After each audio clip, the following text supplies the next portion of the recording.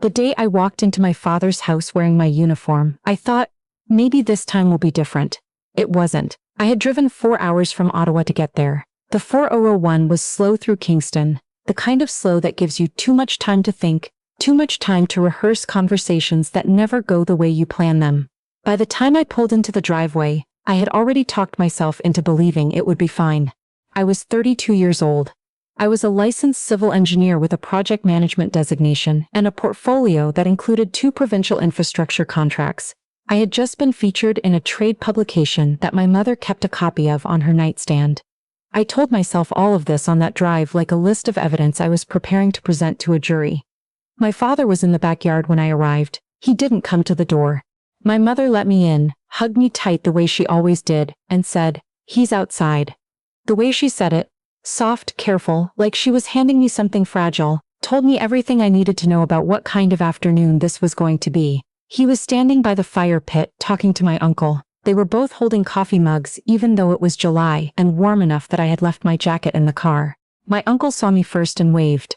My father turned around slowly, looked at me for a moment, and then turned back to whatever they had been discussing. "You made it," he said without quite looking at me. "I did," I said. That was the whole greeting. I should explain something about my father. He is not a cruel man. He has never been cruel, not in the obvious ways people mean when they use that word.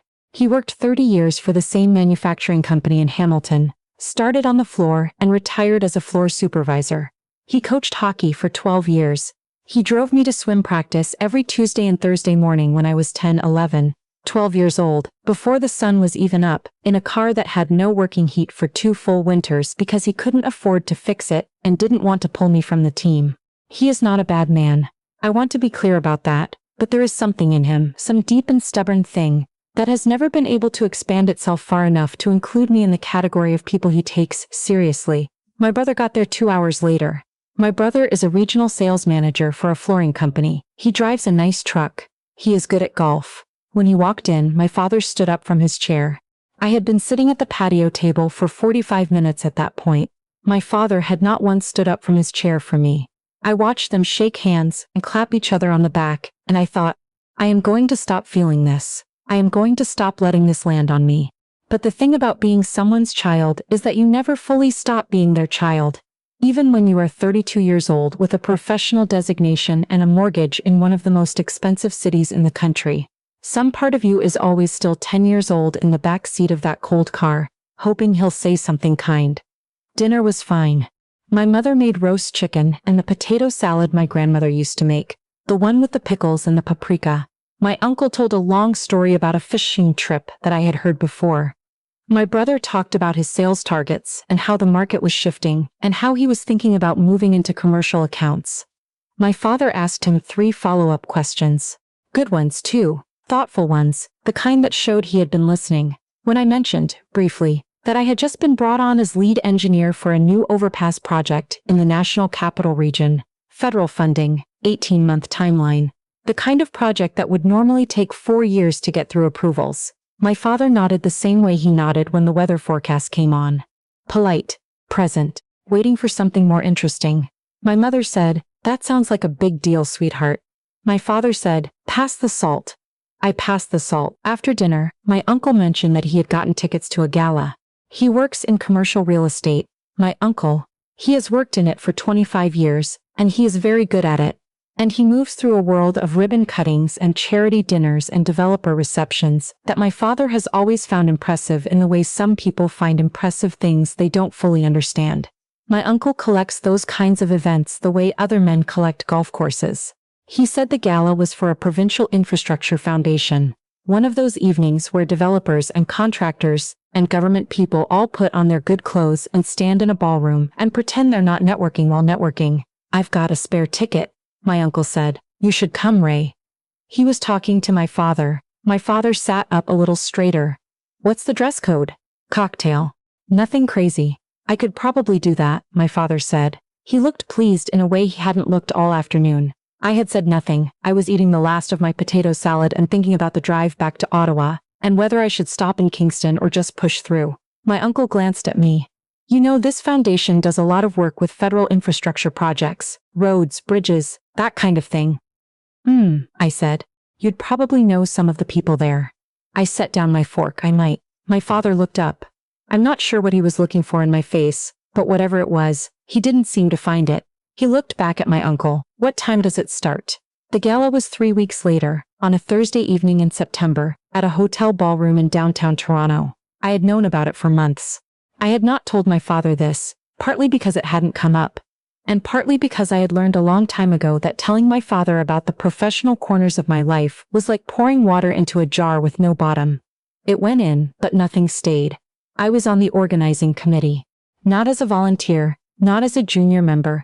I had been asked to sit on the committee because I was the lead engineer on one of the cornerstone projects the foundation was highlighting that year. They had asked me to say a few words at the dinner.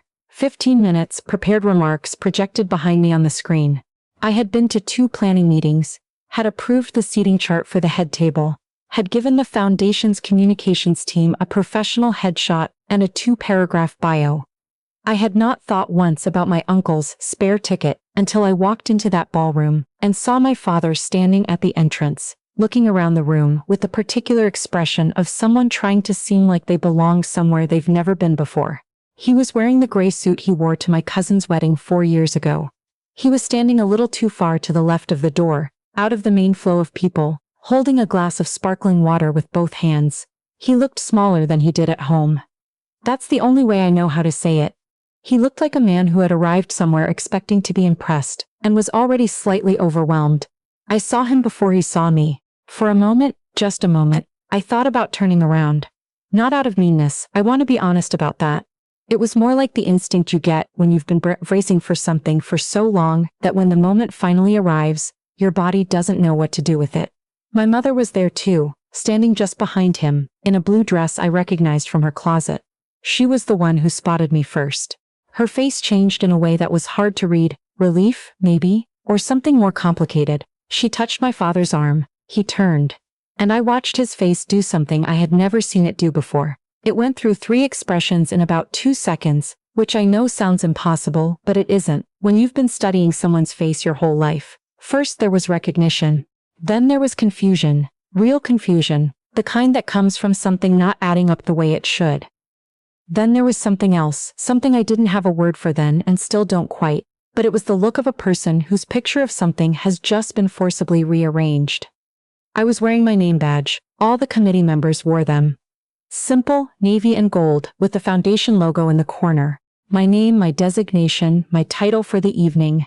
Program speaker read it. I watched him read it. He started. I'm one of the speakers tonight, I said. I've been on the planning committee. He looked at the badge again. Then at the room, at the full room, the 120 people in cocktail attire, the bar staff moving through with trays of wine, the foundation director on the other side of the room, who had personally called me in June to ask if I would participate. You didn't tell me, he said. I didn't say. I've been telling you things my whole life and you haven't heard them. I didn't say. I didn't tell you, because I have stopped expecting you to care. I didn't say any of that. Because I am my mother's daughter, and she taught me that you can be truthful without being destructive. And those are 2 different things. I said. You didn't ask. Then someone touched my elbow. A warm, efficient woman named Patricia. Wait, no, that name's taken. A warm, efficient woman who introduced herself as the evening's logistics lead, she said. We're seating the head table in about 10 minutes if you want to get settled. I said yes, I'd be right there. I turned back to my parents. My mother was looking at me with an expression I recognized. It was the same one she'd had at my convocation, at my designation ceremony, at every single moment she had witnessed in my professional life that my father had found an excuse to miss or minimize.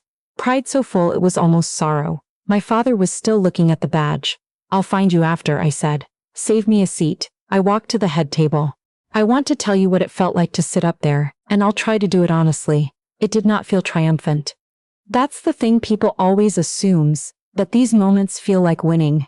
They don't, mostly. They feel like being seen for exactly what you are after years of being looked past, and the feeling is so unfamiliar that it takes a while for your body to accept it. I had given prepared remarks before. I had presented at city council consultations, at engineering conferences, at contractor briefings with rooms full of men twice my age who had assumed, more than once, that I was there to take notes. I knew how to stand up in front of a room. I knew how to own a microphone. But that night, I was aware of my father in a way I had never been aware of an audience member before. He was seated at a round table near the middle of the room, between my mother and my uncle. I found him without looking for him, the way you always find the people who matter most to you in a crowd, even when you'd rather not. His face, across that room, was unreadable. He was sitting very still. The foundation director introduced me with a warmth that still makes me a little embarrassed to think about. She used words like visionary and exceptional, and the kind of engineer who changes what people think infrastructure can be. She said the project I was leading would reduce commute times for 60,000 people in the National Capital Region, that it had come in 11% under the projected budget in its first phase, that it had been cited by the federal minister responsible as a model for future provincial collaboration. I heard my father's chair shift. I didn't look. I spoke for 12 minutes. I talked about the project, about the community consultations we had run, about the Indigenous land acknowledgement process we had built into the planning phase, in a way that was more than symbolic. I talked about what it meant to build something that would outlast all of us in that room. I talked about the young women I mentored through the Foundation's outreach program, and why I thought mattered that they saw people who looked like them standing at podiums like this one. When I finished, the room applauded. I still didn't look at my father's table. It was only afterward, during the reception portion, when people were moving around and refilling glasses and handing me business cards, that I let myself look. And when I did, he was already walking toward me. My mother was a few steps behind, and her eyes were bright in a way that told me she had been crying, quietly, in the way she had always cried, carefully, so no one would notice. My father walked up and stopped about 2 feet in front of me.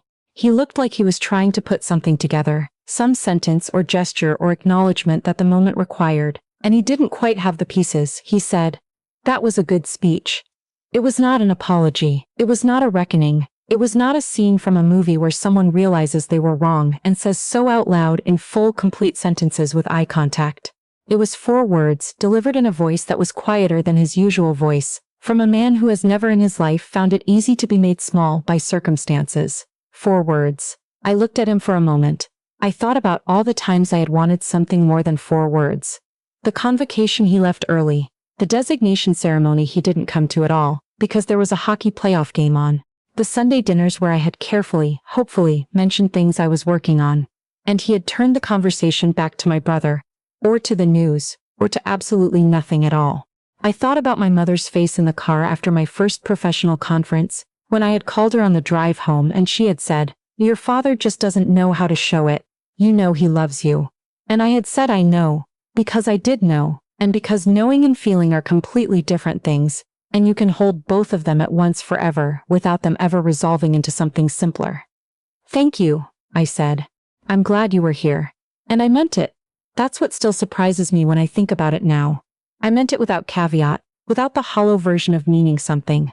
Not because the evening had changed him, or changed us, or dissolved 32 years of him looking through me like I was a window instead of a person. It hadn't done any of that. Some gaps are too old and too settled to close in a single Thursday evening. But I had stopped waiting for him to open them. That was the thing that had shifted, somewhere in the last few years. So gradually I hadn't noticed it happening until I was standing in that ballroom looking at his face and feeling, not angry, not triumphant, not sad.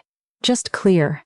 Clear in the way you feel when something you've been holding without realizing it finally puts itself down. He didn't know what to do with that either. I could see it. He had expected me, I think, to need something from him the way I had always needed something from him, and the fact that I didn't left him standing in front of me like a man who has arrived at the end of a map. My uncle appeared then, clapped him on the shoulder, said something about the speech, said something about the project, said something about having no idea. He laughed. My father laughed too, a beat later, the way people laugh when they're processing something they don't have another response to yet. My mother hugged me. She didn't say anything, she didn't need to. Later, after the tables had started to empty, and the event staff were moving through with trays collecting glasses, I found myself standing at the floor-to-ceiling windows at the far end of the ballroom. The city was lit up below, the lake beyond it flat and dark, the islands just barely visible at the horizon. I have always loved that view from downtown Toronto at night. It makes the city look like it decided to happen all at once. All those lights appearing simultaneously rather than over 200 years of argument and accident, and someone hammering something into the ground. My father came and stood next to me. He didn't say anything for a while. We stood there together looking out at it, then he said, "Your grandmother would have loved this." It was not what I expected him to say.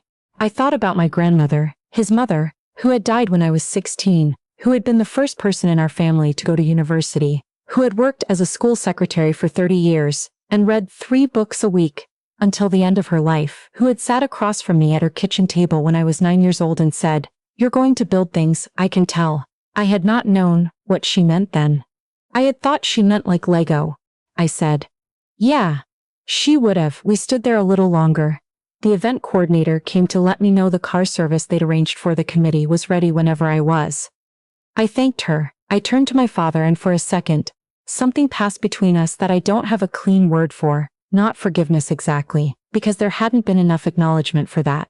Not peace, because you can't reach peace with something that hasn't been named out loud yet. Maybe just a kind of temporary truce with the distance between us. The acknowledgement that it was there, and that we were both standing on opposite sides of it, and that neither of us was going to pretend otherwise.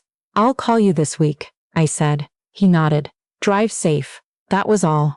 I walked out of that ballroom and into the lobby and out through the revolving door and into the September air.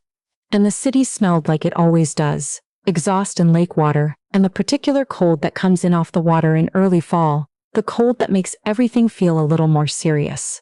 I stood on the sidewalk for a minute before the car arrived, and I breathed it in, and I thought, I built something that 60,000 people will use every day without knowing my name. And my father sat in a room and heard 200 people applaud it, and it still didn't give me the thing I had spent 20 years trying to earn from him. And I was okay. That's the part that still gets me, if I'm being honest. Not that it happened, but that I was okay. That I walked out into that September night and felt, more than anything else, like myself. Like someone who had spent a long time being defined by a lack. The lack of his approval, the lack of his recognition, the hollow space where his pride should have been, and had finally, without making a ceremony of it, stopped being defined by it. I did not need him to see me anymore. I had already seen myself. And somewhere between the 401 and that ballroom, and those 12 minutes at the microphone, I had quietly, without announcing it to anyone, decided that was enough.